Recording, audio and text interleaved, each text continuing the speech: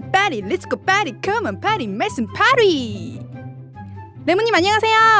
안녕하세요. 지금 기도하고 계시나봐요. 지금 제가 말씀이 이해가 안 돼서 믿음을 좀 달라고. 지금 과정이 너무 길어요. 과정이 뭐가 요즘은 하이패스가 있는데 하이패스 그게 뭐 혹시 팟캐스트 들으세요? 네네 가끔 한 번에 숏하게 숏하게 눈높이에 맞는 말씀까지. 교회는 왜 가야 하나요? 선악은 왜 구분해야 하죠? 청취자 맞춤형 스마트한 신앙이 만들기 프로젝트 신천지 공식 팟캐스트 하늘팟 하트랑 다운로드를 잊지 마세요.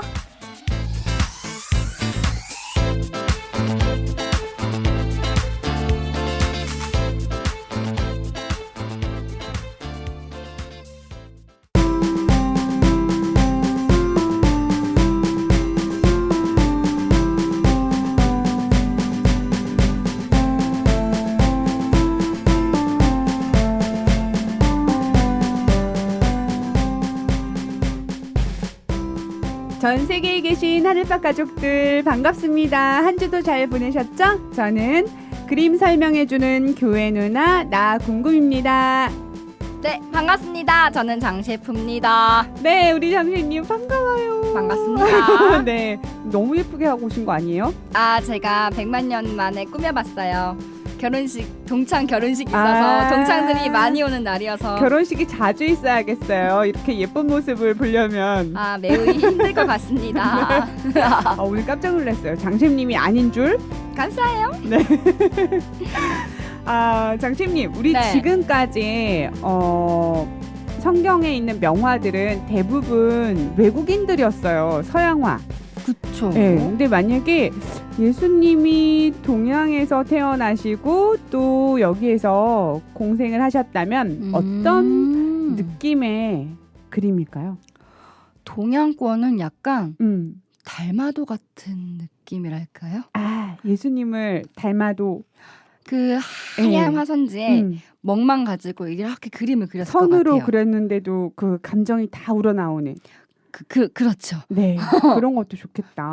나궁금님이라면 어땠을 것 같아요? 저는 그냥 사실은 뭐 2000년 전인데 우리 예수님의 모습이 그냥 구한말에 구한말에 약간 이제 신식 그런 문물이 넘어올 때 좀 흑백 사진에 있는 듯한 그런 뭐 갓 쓰고 입는데 뭐 선비 같은 그런 모습은 아니고요. 그냥 되게 평범한 사람 그런 모습일 것 같다라는 생각이 들었어요. 근데 예수님이 우리나라 사람이면 좋겠네요. 예, 그럴 수 있죠. 네, 바람은 내 마음이니까요. 그렇죠. 네. 자, 그럼 오늘 게스트 소개 부탁드릴게요. 네, 오늘도 영화를 설명해 주실 우리 미술사 전문가 또 그림 설명해 주는 예쁜 교회 누나 티나님을 모시겠습니다. 안녕하세요. 안녕하세요. 안녕하세요. 하늘밭 청취자 여러분, 티나입니다. 반갑습니다. 네. 티나님께서는 그러면 우리가 네. 예수님이 동양에서 태어나셨으면 어떤 모습일까 이렇게 상상을 해봤는데요. 티나님 생각은 어떠세요? 네, 되게 역발상으로 재밌는 생각인 것 같은데, 제가 좀 안타깝게도 그 예수님을 동양인으로 그린 화가분을 알아가지고 이미지가 이미 제 머릿속에 약간 박혀있나 봐요.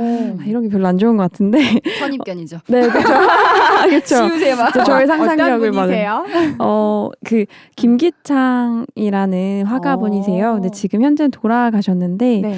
이분이 한국적으로 재해석해서 그린 이 예수의 생애라는 연작이 있는데 이거는 굉장히 과감한 시각으로 기독교의 한국화라는 관점에서 굉장히 높이 평가가 되고 있고 네. 그에 그치지 않고 종교나 미술이라는 측면에서도 한국 회화사에서는 굉장히 한 획을 긋는 작품으로 평가를 받고 있습니다. 그래서 내용으로는 신약 성서의 중심으로 그리스도의 탄생, 박해, 그리스도의 공생애, 그리스도의 순환과 부활까지 예수의 일대기를 한국 전통적 풍속화로 재해석해놨다고 보시면 될 것 같아요. 와. 그래서 여기에 네. 최후의 만찬도 있고요. 십자가 지심도 있고요. 근데 막 이제 다 갓을 쓰고 네. 조선의 선비들처럼 와, 제자들도 있어요. 그러면 다 막 갓 쓰고 네, 이렇게 다 갓 나오겠네요. 쓰고 막 뭔가 그 네. 왜 예수 배신할 때 유다가 배신할 네. 때 군병들이 잡으러 오잖아요. 네. 그럼 그 포졸들이 막 되게 친근하다. 그죠. 되게 지금 네. 너무 사극에서만 볼 법한 그쵸? 그런 모습들이 막 있어서 네. 너무 재밌는 거예요. 그래서 예수님이 만약에 이런 모습으로 오셨다면 너무 친근했겠다라는 생각이 들기도 하면서 저한테 약간 또 낯선 느낌이긴 하더라고요. 계속 봐왔던 그림들과 너무 그쵸, 달라서. 다르니까. 네. 우리 김기창 화백님의 예수의 생애 요 네. 그림도 한번 찾아보면 좋을 것 같아요. 네, 네. 되게 재밌으실 거예요. 네, 꼭 찾아볼게요. 우리 지난 시간에는 예수님이 태어나심부터 생애 그리고 죽음과 부활까지 살펴봤는데요. 오늘 볼 그림들은 어떤 작품들인가요? 네, 오늘은 예수님 편에 이어서 예수님의 제자들의 결말과 최후의 심판에 대해서 알아보려고 해요. 저번 시간에 이어서 조금 무거운 내용일 수도 있는데 네. 오늘 이 내용으로 한번 같이 살펴보려고 합니다. 우리 예수님 또 제자들이 어떤 행적이 있었는지 이런 것들 살펴보는 거죠. 네, 그렇죠. 그래서 각 제자들이 성경에서 어떻게 표현이 되고 있고 사실 순교를 했다고 하는데 그 네. 순교를 어떻게 당했는지는 성경엔 기록되어 있지 않고 이제 전해져 오는 내용으로 알고 있잖아요. 네. 그래서 그 내용들을 조금 정리도 해보고 각 제자들의 성향이나 이런 부분들을 어떻게 작가가 드러내서 그렸는지 이런 것들 한번 보려고 하는데 첫 번째로 볼 그림은 엘그레코의 성 다데오 작품을 갖고 왔습니다. 다데오 제자. 네, 네. 맞습니다. 그래서 작품을 딱 보시면 저번에도 엘그레코를 보셨기 때문에 이거 엘그레코 느낌이다라고 보실 수 있을 것 같아요. 기억나요. 이 커튼이 흘러내리는 느낌. 그 느낌도 강하게 받으셨구나. 네. 네, 보통 엘그레코라고 생각하시면 얼굴형이 약간 길어요. 보통 얼굴보다 약간 길게 그려서 네. 길게 그리면서 신비롭고 약간 그 색 대조가 좀 더 도드라지게 보여지는 부분들이 좀 있는데 저는 대체적으로 지금 이건 인물화라서 그런데 이렇게 크게 모든 사건을 설명하는 엘그레코 그림은 굉장히 약간 환상적이고 몽환적인 네. 그림들이 있었던 것 같아요. 근데 여기서는 지금 성 다데오를 그린 그림입니다. 이 엘그레코 박물관이 있어요. 와, 어디에 있어요, 티나님? 스페인에 있거든요. 그래서 엘그레코 박물관에 가시면 12사도를 다 그려놓은 작품들을 볼 수가 있고 네. 굉장히 가면 후회하지 않는다고 해요. 그러니까 그림의 문외한이더라도 엘그레코 박물관을 방문했을 때는 진짜 너무 잘 왔다라고들 하신다 하더라고요. 그러면 엘그레코 박물관에 가면은 다데오 말고도 정말 많은 제자들 그림이 있는 거죠? 네, 12제자 다 그려놨다고 합니다. 네. 그러면 다 한 명씩만 포커스로 해서 아까 말씀하셨던 것처럼 초상화로 그렸겠네요.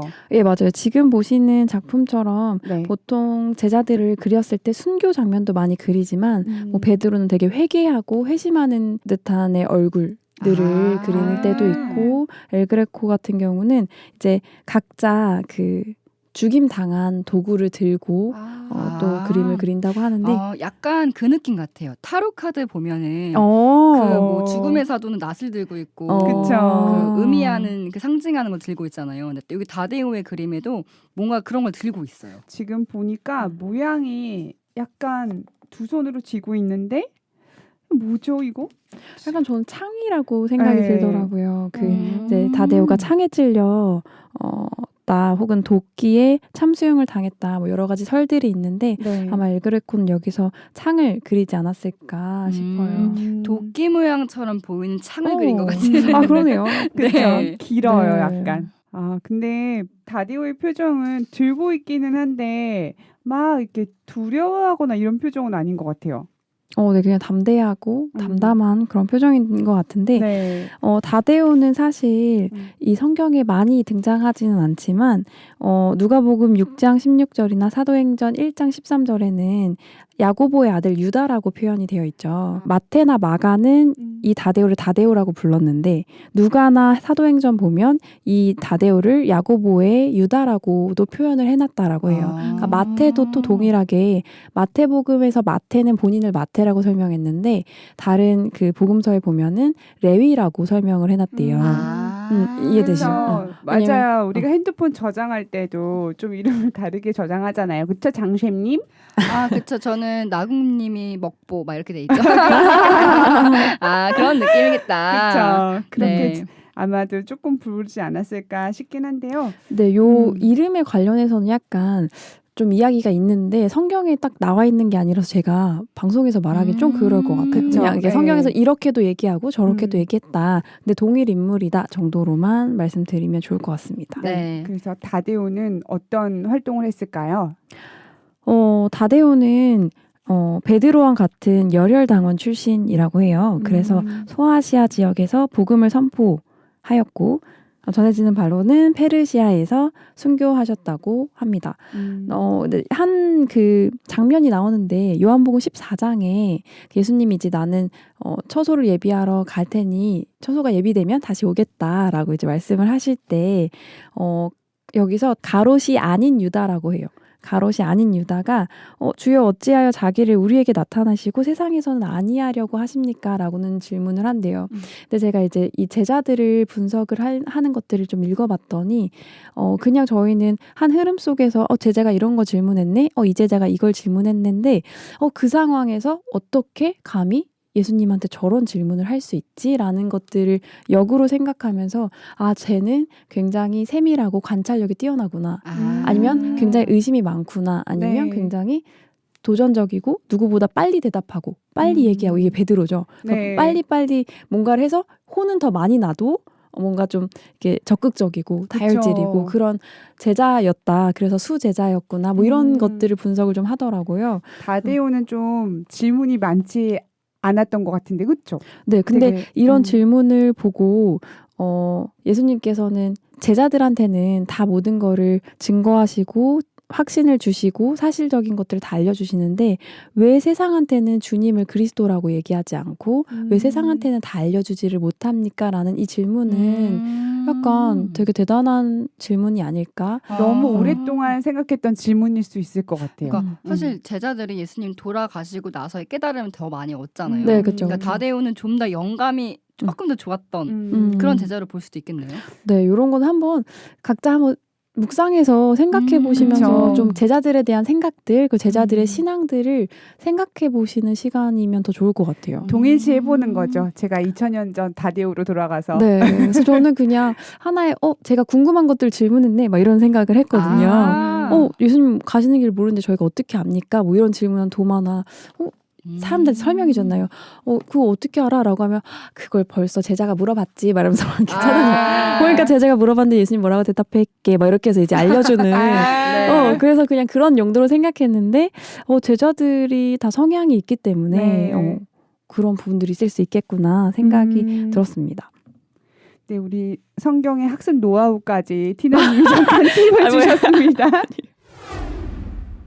네. 근데 이제 사도들은 사실 예수님이 돌아가시고 나서부터 행적을 시작한 거잖아요. 네네. 그러면은 예수님께서 이제 하늘로 승천하신 이후에는 어떤 일들이 있었나요? 그 예수님께서 승천하시고 나선 사실 사도행전부터 말씀드리는 게 맞지만 마태복음 10장에 예수님이 12제자를 이제 파송하실 때에 주시는 말씀들이 있어요.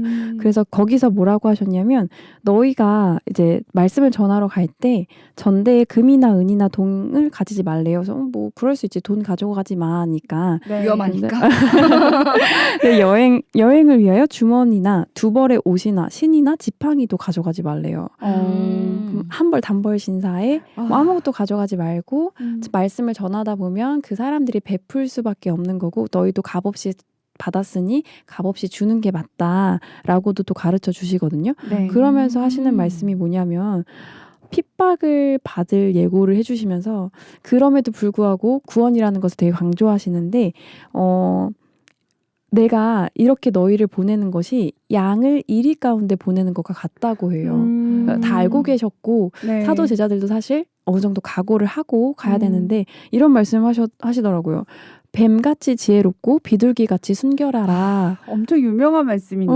그래서 네. 진짜 저 뱀을 이기려면 정말 뱀같이 지혜로워야 하는 일들이 있어야 될 거고 사실 거기서 사람들을 삼가해야 될 텐데 너희를 공회에 넘겨주거나 회당에서 채찍질하거나 총독들과 임금들 앞에 끌려가는 일이 있다 이렇게 말씀을 주세요. 그럼 사실 이런 말씀을 들은 12제자가 저는 못하겠어요 이렇게 하지 않았을까 싶지만 네. 그리 하지 아니하고 이제 끝까지 예수님의 그 말씀을 따르셨는데 그게 이제 사도행전 가시면 예수님께서 승천하실 때 너희는 땅끝까지 내 증인이 되라 하였으니 예전에 예수님이 십자가 지셨을 때 12제자들이 무서워서 다 도망갔잖아요. 그렇죠. 예수님이 이거는 선지자가 약속한 바가 이루어지는 거다 하니까 그때부터 무서워서 정말 다 도망갔는데 다시 부활하고 승천하신 후에는 이 오순절 성령의 성령을 임하여 받으니 이제는 더 이상 두려워하지도 아니하고 영혼까지 주관하시는 하나님을 더 두려워하는 마음으로 육적인 죽음을 두려워하지 않는 제자들이 되었던 것 같습니다. 그래서 히브리서 11장에서 보시면 어떻게 전도했는지 막 나오잖아요. 네. 그래서 어떤 자들은 더 좋은 부활을 얻으려고 악형을 받되 구차히 면하지도 않았고요. 어떤 이들은 희롱과 채찍질 뿐만 아니라 결박과 옥에 갇히는 시험도 받았다. 더 심하게는 돌로 치는 것과 톱으로 켜는 것과 시험과 칼에 죽는 것까지 당했다라고 해요. 그리고 옷이 없어서 양과 염소의 가죽을 입고 유리하고 궁핍과 환난과 학대를 이거 뭐 다 읽는데 너무 힘든 거 아니에요? 그렇죠. 지금 그렇게 하라고 하면 정말 쉽지 않을 것 같아요. 네. 쉽지 않은 게 아니라 그런 환경 자체가 사실 지금 만약에 혹시나 벌어졌다. 그러면 요즘 같은 때는 법이 또 발달돼 있으니까 이게 쉽지 않거든요. 진짜 어려운 일이에요. 그렇죠. 좋은 세상에 살고 있죠, 저희가. 그래서 딱 생각을 했을 때 정말 감히 상상할 수가 없지만 그런 가운데 누군가한테 나 진짜 힘들어, 나 이런 핍박을 받고 있어라고 탄원할 수 자체가 없는 그런 시대였던 거잖아요. 그렇죠. 맞아요. 이건 다 받아야 될 거고 저희가 광야나 산중과 암열과 토굴에 유리하는 일들을 했대요. 그러니까 집도 없이 굴이나 산이나 이런 곳에서 숨어 다니면서 이 믿음도 지키고 복음도 전하는 일들을 했다라는 거죠. 정말 대단하신 분들인 것 같아요. 근데 나중에는 천국에 가면 다 이분들 만나야 되잖아요. 고개를 들 수 있습니까? 아니요. 눈도 못 쳐다볼 것 같아요. 그 발끝도 못 쳐다볼 그죠. 것 같은데. 그림자도 못 밟고. 네. 근데 아까 말씀하신 것처럼 뭐 금은도 가져가지 말고 옷도 한 벌만 가져가라 했고 하면은 사실 의식주의 문제가 굉장히 해결이 안 된 거잖아요. 네. 근데 저희들이 의식주 중에 하나만 해결이 안 돼도 굉장히 힘들거든요. 그렇죠. 그 막 전도라던가 이 신앙이라던가 다 약해지죠. 네, 뭐 하나에만 집중하기 너무 힘든데 사실 그때 사도들은 그 의식주의 문제는 정말 신경 쓰지도 않고 나 정말 예수님을 전할 거야. 그 마음 하나로만 이렇게 한 거잖아요. 그러니까요. 아니 그게 너무 놀라운 것 같아요. 저희가 가끔 카타콤 영상 볼 때가 있잖아요. 네. 그 영상들 보면은 정말 돌무덤에 문 하나 있고 그 무덤 안에서 죽은 자와 산자가 같이 살잖아요. 그리고 정말 밖에 많이 못 나와서 얼굴에 백반증 같은 게 걸렸다고 하더라고요. 네. 그 뭐지? 그 네. 문 닫는 맷돌 있잖아요. 그게 밖에서 못 연다고 들었어요. 맞아. 안에서만 이렇게 열 수 있고. 그래서 군병들이 쫓아오면 그걸 닫아버리니까 네. 사실 못 들어온 동료들도 있었을 거 아니에요. 그럴 수도 있었겠죠. 그런 생각을 하면은 되게 슬픈 것 같아요. 그렇죠. 그래도 어쩔 수 없이 막아야 되는 상황이고 그렇게까지 전도를 했다는 거잖아요. 그니까 진짜 믿음으로 다 이 모든 것들을 행하셨던 것 같아요. 네. 근데 만약에 그걸 진짜 오늘날 가져온다면 사실 우리 이렇게까지 전도해서 그런 경우가 사실 거의 없잖아요. 네. 그쵸. 사실 죽음을 각오하고 전도를 하진 않죠. 지금 시대는. 그리고 예수님을 전할 때에도 저는 이제 신앙을 오랫동안 하지 않다가 신천지 시작을 했다 보니까 예수님의 접하는 그런 주변의 전도 방법은 전철역에서 음료수와 물티슈를 주면서 예수님은 사랑이십니다. 저 꼭 받아요. 예수님은 구원자이십니다. 네. 그리고 또 아니면은 그 큰 무슨 팻말 같은 거 들고 예수 천국 불신지 막 이런 거 하시잖아요. 그런 식으로 예수님을 전도를 강제적으로 받은 경우는 있지만 만약에 누군가 나한테 목숨을 걸고 찾아와서 예수님 믿어야 된다라고 했으면 나도 한 번쯤 더 빨리 예수님을 믿지 않았을까? 이런 생각이 들기도 하더라고요. 네, 우리 장신님은 2000년 전에 베드로를 만났더라면 그러니까요. 저 네. 베드로가 하루에 네. 3,000명을 전도하고 그랬잖아요. 대단한 거죠. 근데 진짜. 얼마나 그 증거하는 말씀이 되게 파워풀했다는 거잖아요. 느껴지도록 했으니까 한 번에 3,000명까지 전도도 했을 거고 물론 하나님 예수님이 도와주셨겠죠. 그렇겠죠. 그 당시. 네, 맞아요.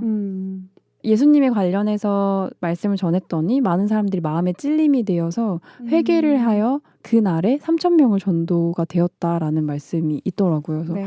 진짜 저도 그렇게 전도하고 싶은 생각이 들더라고요. 하늘팟을 듣는 청취자분들이 3,000명을 훌쩍 넘거든요. 네, 와. 그래서 아마 또 우리 그림 설명해주는 교회 누나를 들으시면서 또 전도의 길이 열리지 않을까 하는 생각도 해봅니다. 네. 네. 네. 자, 그러면 이제 다음 그림으로 넘어가 볼게요. 자, 우리가 이제 그림 보면은 장셰님 조금 대충 어떤 작가의 작품이겠구나라고 약간의 감이 오잖아요. 약간의 감이 오고 네, 있죠. 그렇죠. 약간이지만 네. 감이 오고 있습니다. 네, 그런 화가 중에서도 특히나 약간 실제 상황을 보는 듯한 그렇게 빠른 스케치로 했는데 너무 실물 묘사가 뛰어난 작가 있잖아요. 우리 장셰님이 좋아하시는. 네, 제가 네. 좋아하는 카라바조가 있죠. 그쵸. 네. 카라바조의 그림인 것 같아요, 티나님. 네, 와. 맞나요? 네, 맞습니다. 나군구님은 우등생이에요. 그러니까요. 복수가 예습을 철저히 하십니다. 그러니까요. 네. 우와, 벌써 이렇게 그림을 보시고. 티나님 덕분입니다. 아니에요. 자, 이 그림은 어떤 그림인가요? 네. 십자가를 거꾸로 매달리고 있는 걸 보면 아마 베드로로 다들 한번쯤 생각을 해보실 수 있을 것 같아요. 카라바치오의 베드로 순교라는 작품인데요. 여기서 보면 십자가에 있는 그 베드로 성인만 잠깐 이렇게 손으로 가리고 보면 어떤 장면이신 것 같아요? 그냥 일상생활 중에 뭔가 일을 하고 있는 그런 느낌 같은 그림이에요. 오, 맞아. 감 되게 좋으신데요. 예. 예전부터 알아봤어요, 제가. 저랑 좀 친하게 지내고 있어요. 이유를 네. 알죠, 제가. 네. 네, 그래서 네. 잘 보셨어요. 이게 손으로 가리고 보면 일상생활에서 그냥 노동하는 장면들처럼 보이거든요. 근데 왜 카라바치오가 되게 특이했던 게 일상생활에 있는 것들을 소재로 삼아서 그림을 그렸기 때문에 사람들한테는 굉장히 친숙할지 몰라도 이렇게 기독교 종교 관련된 내용을 그릴 때만 굉장히 무리를 많이 일으키는 상황이에요. 그때 저번 시간에 성 마테오의 맞아요. 마테의 소명인가? 네네네. 거기서도 너무 그림이 성 마테가 솔직하고. 솔직하다. 그렇죠. 맞아요. 그래서 맞아요. 다시 그리라고 했다고 했잖아요. 그쵸. 이것도 그런 느낌인 거죠. 네, 근데 이건 사실 그렇게까지 심하지 않으니까 다시 그리지는 않았지만 네.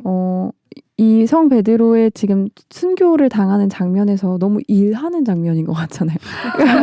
베드로에 약간 아픔이 있어야 되는데 네. 그런 장면들이 카라바치오의 특색이라고 보시면 될 것 같아요. 아니, 자세히 보니까 그림이 좀 어둡긴 한데 네. 십자가에 못 박혀 있어요, 손이. 아닌가요? 네, 그쵸. 왼쪽이 이렇게 있는데 네, 목이 베드로의 표정은 전혀 아파 보이지가 않아요. 맞아요. 요것도 네. 잠깐 또 뒤에 설명하려고 했는데 이게 이제 사실 미켈란젤로도 베드로 순교의 그림을 그렸어요. 네. 근데 이 카라바치오가 은근히 미켈란젤로 되게 경쟁자로 생각했다는 썰이 있습니다. 네. 썰이. 네. 그래서 지금 미켈란젤로 그림을 같이 보셔도 좋은데 그림을 보시면 구도가 비슷해요. 뭔가 거꾸로 십자가가 거꾸로 세워지고 있고 그 십자가를 사람들이 들어 올리고 있는 장면에서 뭔가 비슷한 느낌인데 이 미켈란젤로의 베드로는 노려보고 있어요. 네, 지금 그림을 보고 있는데 사람들이 훨씬 더 많고요. 뭐 군병들도 있고 또 구경하는 사람들도 있는데 베드로가 십자가에 거꾸로 매달린 채로 있는데 그 자세도 유지하기 어려운데 약간 어깨까지 들고 되게 어떤 곳을 향하여 일정한 방향을 향하여 되게 응시하고 있는 것 같거든요. 네, 여기서는 아마 교황을 노려보고 있다. 똑바로 해라 막 이렇게 그런 느낌을 그렸다라는 이야기도 또 있습니다. 네, 잘해라. 네, 잘해라 그런 근데 느낌이죠. 약간 카라바조랑 약간 미켈란젤로랑 차이점이 네. 시야가 되게 미켈란젤로 약간 넓다? 그렇죠. 약간 네. 이렇게 멍한 느낌도 있다고 해야 되나요? 네. 그때도 미켈란젤로 저 멀리까지 그림 노아방주였나요? 뭐였지? 그 그렸던 게 아, 이삭의 희생. 그 이삭이생 그리면서 예비하신 것도 그리고 그 배경 가운데 하고 싶은 말 다 넣었잖아요. 네네네. 이 그림도 하고 싶은 말 다 넣어서 총체적으로 그린 것 같은 그런 느낌이고 카라바조는 진짜 딱 그 인물과 사건에만 중심적으로 묘사하게만 그리는 대조법으로 그린 것 같고 되게 다르지만 좀 그 경쟁자의 느낌이 나는 것 같아. 난 너랑 달라. 난 맞아요. 너랑 다르게 맞아, 그릴 맞아, 거야. 맞아. 하지만 내가 더 잘 맞아. 저기 묘사하고 있어. 그런 느낌이 난다랄까요? 같이 오, 보면은. 오. 그렇구나. 얘기를 듣고 봐서 그런 거 아니에요? 아 그런가요? 네, 그래도 그 정도 느낌이 네. 있다면 좋은 것 같습니다. 아닌 것 같은데요. 보다 난 것 같아요. 맞아요. 네. 칭찬인 거죠. 칭찬이죠. 아니요. 아니, 네. 뭐. 네. 그럼 카라바조의 그림 좀 더 설명해 주시겠어요? 네. 그래서 보시면 이제 맨발로 엉덩이를 쳐들고 십자가를 들어 올리는 분들도 있고 손을 다 걷어 올리고 하는 부분들도 있어서 사실 베드로의 순교라는 제목이 없으면 일하는 장면처럼 보이는 경향이 좀 있다고 좀 있습니다. 그러니까 제가 보기에는 완전 이거를 성화다라는 생각을 빼고 보면은 아픈 어떤 분을 모시고 가는 그림처럼 그럴 수도 있을 것 같아요. 네. 맞아요. 뭔가 싫고 나르는 그런 그림처럼 볼 수도 있을 것 같아요. 전혀 배경이 지식이 없다면 그럴 수도 있을 것 같아요. 네. 그리고 카라바치오 관련해서 말씀 몇 가지 더 드리고 싶은 거는 좀 전에 말씀드렸던 것처럼 소재를 굉장히 주변에서 찾잖아요. 그래서 마리아를 창녀 옷을 입혀놓는다던가 그때 당시 되게 창녀들이 많이 입고 다니는 옷들을 입혀놓은 거죠. 그래서 막 어떻게 마리아를 창녀 옷을 입혀놨어? 막 이렇게 사람들이 하는 부분도 있었고 심지어 제일 논란이 많이 됐던 거는 이제 마리아가 죽어서 다들 슬퍼하는 그림이 있어요. 근데 그 마리아를 너무 시체처럼 잘 그려놓은 거예요. 그래서 와, 잘 그렸다 했는데 그 시기에 창녀가 임신해서 물에 빠져서 죽었거든요. 자살한 사건이 있었는데 그 자살한 그 시체를 들어 올릴 때의 그 모습과 똑같은 거예요. 시체가 물에 불어서 죽은 그 모습을 똑같이 마리아로 이름만 마리아로 바꿔가지고 마리아의 죽음으로 바꿔서 올려놨으니 사람들이 얼마나 많은 그쵸. 이 회자 막 얘기를 하겠어요. 논란이 되고 오히려 진짜 이단아 같아 보이고 맞아요. 어떻게 이건 더 안티 아니야? 네네. 이런 느낌이 났을 그쵸. 것 같아요. 왜냐하면 존경하는 분이잖아요. 마리아는 성모 마리아는 정말. 네. 근데 그런 분을 창녀로 표현했으면은 우리 존경하는 위인들을 만약에 정말 하찮은 사람으로 그려놨어요. 뭐 세종대왕이나 이순신 장군들 그러면은 우리 국민으로서도 분노하잖아요. 그렇죠. 네. 그런 상황과 비슷했을 것 같아요. 아무리 뛰어난 예술가지만 맞아요. 그래서 논란이 굉장히 많이 됐지만 너무 천재적이어서 그 매력을 거부할 수 없었고 위에 고위층들도 그 맞아요. 카라바치오의 실력을 보고 많이 후원을 했기 때문에 그냥 단도리에서 키운 것 같아요. 아니, 근데 자꾸 생각해 보면은 얘기 듣다 보니까 카라바조 은근 즐긴 거 아닐까? 이런 논란의 중심에 있는 걸 너무 좋아했던 건 아닐까? 그럴 이런 수도 있을 생각도 것 들어요. 같아요. 일부러 이번에 어떤 걸 더 화제를 만들어서 더 자극적인 그림을 만들까? 뭐 우리도 이제 성격상 그럴 수도 있죠. 대중매체에서도 나를 더 많이 사람들이 찾아주길 바라면서 자극적인 걸 막 하잖아요. 그런 느낌으로 하신 건 아니겠죠? 추측이었습니다. 저는. 네. 이제 비평가 하셔도 될 것 같아요. 네, 좋아요. 근데 마음대로 생각할 수 있는 부분이니까 그럼요, 네, 우리. 우리가 뭐 카라바조를 만날 수 있는 거는 없잖아요. 그렇죠. 그러니까 한번 그 당시를 떠올려 보는 거죠. 티나님이 그림은 원래 주관적으로 해석할 수 있다고 했어요? 그럼요. 정답은 없다고 했죠? 네, 제가 했으니까요. 제 생각일 뿐이죠. 네네네. 네.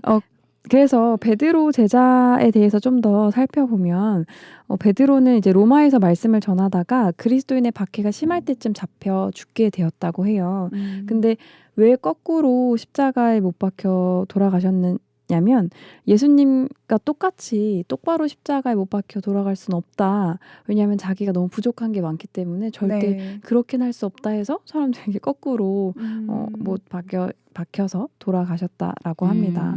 베드로 입장에서 3번 부인한 적 있잖아요. 네네네. 네, 그게 굉장히 찔렸을 것 같아요. 맞아요. 그 부분 때문에 더 네. 그랬다라는 이야기가 있습니다. 근데 그 혹시 그 뒤에 걔 뭐지 이거? 서보는 거? 십자가? 아니요. 이렇게 손 딛고 쓰는 거. 물구나무 서기. 네, 물구나무 서기 하면은 진짜 힘들잖아요. 맞아요. 이게 피를 거꾸로 쏠리는 게 고통스럽다고 하거든요. 네. 그러니까 베드로는 그게 고통스러운지 알았을 텐데도 한 거잖아요. 그쵸. 그만큼 충성심이 되게 높았다? 이런 네. 생각이 드는 것 같아요. 네, 맞아요. 성경 곳곳에 베드로는 굉장히 좀 많이 등장하고 있는 것 같아요. 실제로 예수님의 수제자라고 또 하고 있으니 보면은 굉장히 예수님한테 혼도 많이 나는데 그만큼 그래도 믿음은 누구보다도 좋지 않았나. 네. 물론 약간 다혈질이기도 하고 적극적이기도 해서 뭐 바다 위로 걸어오라 이렇게 예수님께서 말씀하셨을 때 모든 제자들이 다 두려워서 못 갈 때 베드로가 나서가지고 예수님께서 명하시면 제가 가겠습니다 했더니 오히려 또 혼났잖아요. 믿음이 적은 자야 라고도 하고. 근데 바다 밑을 본 순간 얼마나 무서웠겠어요. 그렇죠. 네. 모든 제자들이 다 근데 그렇게 떨고 있을 때 베드로는 한마디라도 네. 제가 해보겠습니다. 막 이렇게 그쵸. 했던 부분들이 있었던 거.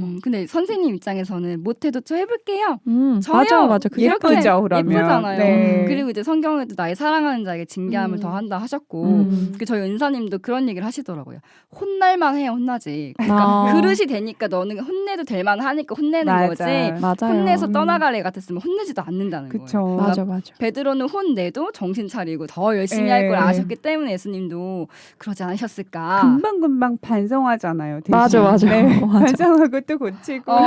근데 다음에 맞아요. 또 실수하고. 피드백은 빠르지만 그러지 않았을까. 그쵸. 그러니까요. 그래서 막 누가복음에도 그 고기를 밤새도록 잡았는데 하나도 안 잡혀서 너무 낙심하고 있을 때 예수님이 더 깊은 데 가서 잡아오라 이렇게 말씀하시니까 아니에요. 여기 없는 것 같아요. 이렇게 안 하고 제가 밤새도록 수고하였을 때 잡은 것이 없지만 예수님 말씀에 의지하여 그물을 내리겠습니다 하고 이제 가서 내렸을 때 그물이 찢어지게 많이 잡힌 그쵸. 거예요. 그래서 그 다음에 이제 베드로가 얘기하죠. 나를 떠나소서 나는 죄인입니다라고 이야기를 하는 걸 보면 이 베드로는 굉장히 솔직했고 네. 뭔가 항상 열심히 했고 예수님이 심지어 나는 이제 십자가 못 박혀 돌아가는 일을 해야 한다라고 얘기했더니 베드로가 그런 일 없을 겁니다. 그런 일이 미치지 않을 거예요. 이랬더니 예수님이 사단아 내 뒤로 물러거라 이렇게 네. 얘기할 정도로 굉장히 많이 혼도 났지만 예수님을 사랑하는 마음 그리고 예수님을 믿었던 마음들이 누구보다 뛰어났던 것 같아요. 그래서 뭐 요한복음 6장에도 보면은 많은 사람들이 이제 예수님을 떠나려고 할 때 예수님께서 제자들한테 물어보죠. 너희들도 가겠냐 이렇게 물어볼 때 베드로가 제일 먼저 대답해요. 영생의 말씀이 여기 있는데 누게로 가오리까 라고 말씀을 하시는 걸 보더라도 믿음도 굉장히 대단했고 또 예수님 잡혀갈 때 귀자른 그쵸. 제자도 베드로고 그러니까 네. 보면 굉장히 다혈질이다라는 부분들도 많은 성경 곳곳에서 살펴볼 수 있을 것 같아요. 근데 사람의 생각으로 볼 때는 그게 맞거든요. 내 스승이 잡혀가는데 어떻게든 막아야 몸으로라도 되잖아요. 막고. 네, 맞아요. 맞아요. 그러니까 그런 모습들은 또 어떻게 보면 되게 의리파다 이런 생각도 들 때가 있어요. 그러네요. 네. 다음 그림 이제 넘어가도 될 것 같습니다. 그러면 다음 그림으로 볼게요. 지금 보니까 십자가에 X자형으로 매달려 있는 순교자의 모습이 보이거든요. 네네. 어떤 사도일까요?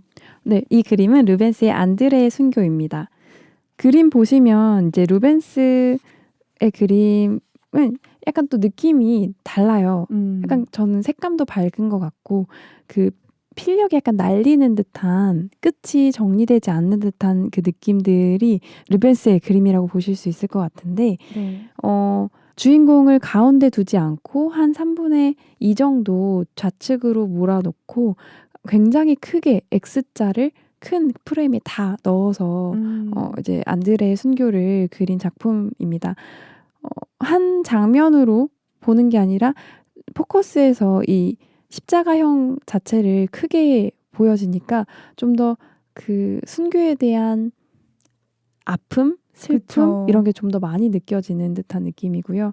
옆에는 순교를 하지만 우측에 아기 천사들이 함께 지금 몰려오고 있는 부분들도 볼 수 있을 것 같고 네. 이 십자가 X자형을 잡고 막고자 하는 자도 있고 이 X자형을 해야 해서 이제 줄을 막 왼손, 묶는 분도 있고, 오른손을 이렇게 묶고 묶는 사람. 있는 네. 장면도 보입니다.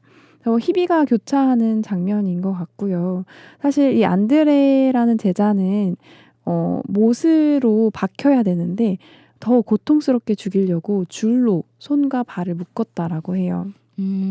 못이 박히는 고통보다 줄을 묶는 게 더 힘들었을까요? 네, 되게 천천히 죽게 한다고 하더라고요. 아. 더 많이.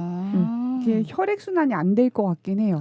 하긴 못에 찔리면 피가 나니까 좀 더 그죠. 빠르게 그쵸. 사망에 이르를 수 네. 있는데 의학적이죠. 줄은 네, 그렇죠. 그쵸. 네, 그럴 수 있겠네요. 네. 와, 결박한 상태에서 죽을 때까지 기다린다라는 건 진짜 너무, 너무 힘들 것 잔인한 같아요. 것 같아요. 예. 네. 그래서 이 안드레는 사실 베드로와 형제의 관계인데 사실 베드로보다 안드레는 많이 등장하진 않는 것 같아요. 이 성경책에. 근데 몇 군데 보면은 사실 안드레는 되게 관찰력이 뛰어나다라는 평이 있더라고요. 안드레는 사람 자체가요? 네, 안드레라는 사람 자체가 뭐 예를 들어서 베드로를 소개한 자도 안드레라고 하고 오병이어 기적이 있을 때 빌립인가 제자는 아무도 다 굶어 죽을 것 같아요. 막 이렇게 이야기할 때 안드레가 떡 5개랑 물고기 2마리를 들고 있는 아이를 발견해서 네. 예수님께 데려다 주는 장면이 있어요. 그런 것들을 보고 안드레는 막 다혈질이고 뭔가 열심히 막 이런 것보다는 뒤에서 묵묵히 차분하지만 필요한 것들을 가져다주는 굉장히 필요한 존재였다라는 것들도 볼 수 있더라고요. 숨은 일꾼. 네, 그렇죠. 숨은 일꾼이죠. 네. 필요한 것들을 항상 다 갖다주는 부분들. 그쵸. 그래서 그런 것도 쉽지 않은 것 같아요. 맞아요. 이건 진짜 눈썰미도 좋아야 되고 매 순간 집중하고 있어야 되고 맞아요. 그 뭐가 임기응, 필요한지 알아야 돼. 순발력도 되게 좋아야 돼요. 맞아요. 그리고 맞아요. 자기가 눈에 띄지 않아도 전혀 상관은 없는 사람들이죠. 맞아요, 네. 맞아요. 이런 분들 만나기 힘들거든요. 그러니까요. 네. 그래서 사실 이번 회차를 준비하면서 성경을 읽을 때 진짜 12제자들이나 사도 바울이나 이런 사람들을 정말 이렇게 뭔가 감정이입해서 내가 네. 역으로 좀 이거 뭐라고 하죠? 역지사지. 맞아요. 역지사지해서 생각을 해보고 싶다라는 생각도 많이 들더라고요. 그러면 그 분에 대한 인물에 대한 이해도 많이 될 것 같고 신앙에도 좀 도움이 많이 될 것 같다라는 생각이 들었습니다. 나중에 그 누구였죠? 그 누구 박물관이었죠? 엘그레코의 박물관. 네, 스페인에서. 네, 엘그레코 박물관처럼 티나님의 12제자 박물관 생기는 거 아니에요? 열심히 성향 분석해놓고. 아니에요. 그림 막 그려가지고 네. 12제자는 이렇게 했다. 내가 그림 설명해주는 누나인데 내가 이렇게 그림을 그렸다. 여러분 보세요. 성경적으로 그렸다. 이게 그렇죠. 제가 이제 작가 활동하는 거예요? 네. 좋네요. 네. 네. 이어서 볼 그림도 왠지 본 그 화풍이에요. 이거 루벤스 화가 그림인 것 같은데. 아기 천사들이 막 굉장히 귀여워요. 맞아요. 그거 보고 저도 알았거든요. 네. 맞아요. 네, 맞습니다. 네, 루벤스의 도마의 순교라는 작품이에요. 네. 보니까 약간 어떤 느낌이신지 말은 설명 좀 그렇지만 네. 루벤스의 느낌의 그림인데 굉장히 잔인한 그러니까 절반 밑에만 보면 굉장히 잔인한데 그 위에만 보면 뭔가 천국 같은 느낌이에요. 그렇죠. 그죠? 그리고 그 도마 선지자가 손을 들고 왼손을 들고 천사들을 보고 있는 것 같아요. 네, 손을 네. 뻗치고 있는 듯한 느낌이고 네. 죽음을 두려워하지 않고 다 그 하나님께로 예수님께로 가려고 하는 그 모습들이 사실 좀 더 뭉클하게 만드는 것 같습니다. 네. 창을 들고 있고요. 이 군병처럼 보이는 사람들. 군병 옷은 아닌데 그냥 평범한 사람들인데 이렇게 창으로 찌르네요. 네, 이제 디두모라고도 불리는 도마는 태국이랑 인도에서 복음을 전하면서 굉장히 많은 사람한테 그리스도를 전했다고 해요. 근데 태국이나 인도는 완전 기독교가 아니잖아요. 불교의 인도는 힌두교니까 얼마나 싫었겠어요. 거기 사람들은. 그쵸. 완전 경노한 거예요. 네. 이 경노한 이교도 제사장들이 도마가 건축한 사원이 있었는데 이제 그 뒤쪽에 보이는 게 사원인 것 같아요. 아. 네. 그래서 그런지 여기 야자수나무 같은 맞아요. 코코넛 맞아요. 그쵸, 그쵸. 혹시 굉장히 걸려 있는 배경이 게- 탄탄합니다. 건축 양식도 중동이나 네. 태국 같은 데서 볼 수 있는 비잔틴, 동형식이에요. 네, 문화의 네. 그런 네. 것 같아요. 네. 그렇죠. 그래서 그 건축 사원에서 돌 십자가를 걸고 있는 도마를 창으로 찔러 몸을 관통해서 순교를 당했다라는 이야기가 있습니다. 근데 이 그림에서는 진짜 긴 창, 몸을 관통할 만한 엄청 긴 창이 지금 도마의 몸을 찌르고 있는데 그 도마의 목 근처에는 굉장히 뾰족한 칼이 하나 더 있고요. 그 긴 창을 찌르는 사람 뒤쪽에는 돌을 집어 던지려고 하는 사람들도 보여요. 그러니까 이게 굉장히 얼마나 경노했고 이 도마를 죽이고 싶어서 안달이었는지, 그리고 죽이면서도 전혀 1.1에게 그 죄책감이 죄책감도- 없어요. 네. 당연히 너는 마땅히 죽어야 돼, 얼른 죽어야 돼, 뭐 이런 느낌이죠. 그러한 지역에서도 어떻게 보면 진짜 전전긍긍하면서 도망 다니면서 많은 사람들을 전도시켰다라는 거는 대단한 것 같아요. 그럼요. 지금 이 편한 세상에서도 어려운 이 시국에. 그렇죠. 그리고 태국과 인도를 가려면 네. 배 타고 걸어갔을 거 아니에요. 대부분. 근데 그 먼 길을 가서 교회를 세웠는데 이렇게 또 사실은 비참하잖아요. 죽음 자체가. 네. 예, 너무 좋은 일을 하다가 근데 약간 인도 같은 경우에는 되게 많은 신을 섬기잖아요. 그렇죠. 신의 종류가 많고 그러면 예수님도 한 신의 종류를 받아줄 만도 한데 그러게. 엄청나게 그러네. 배척하네요. 근데 예를 들어서 전도를 굉장히 많이 했어요. 음. 그럼 당연히 싫겠죠. 아 절로 많이 가니까 신도들이 네. 아. 뭐 힌두교를 믿는 사람들 그럼 가신이긴 하지만 다른 교인들 다 이렇게 집합했겠다. 하나로. 그쵸. 교단들 다 하나로 합친다. 네. 굉장히 요즘 세상을 보는 것 같은데 이게 신흥교들만 나타나면 사람들이 이런가 봐요. 그 그러니까요. 예수님 때도 사실 열심당파, 헤롯당파, 막 사두개파 이 사람들 서로 막 죽고 싸우려고 하다가 예수님 죽이려고 하나 됐잖아요. 맞아요. 그런 것처럼 그러지 않았을까 싶고 음. 도마 그 머리 위쪽에 보시면 십자가의 큰 돌이 있어요. 굉장히 은혜로운 것 같습니다. 그 이교도 땅에서 이거를 세웠겠죠? 이거는 아마 상상이지 않을까 싶어요. 사실 그냥 기록으로 남겨진 것들이고 이 안에서 네. 루벤스가 또 그린 거니까 정확한 거는 모르겠습니다.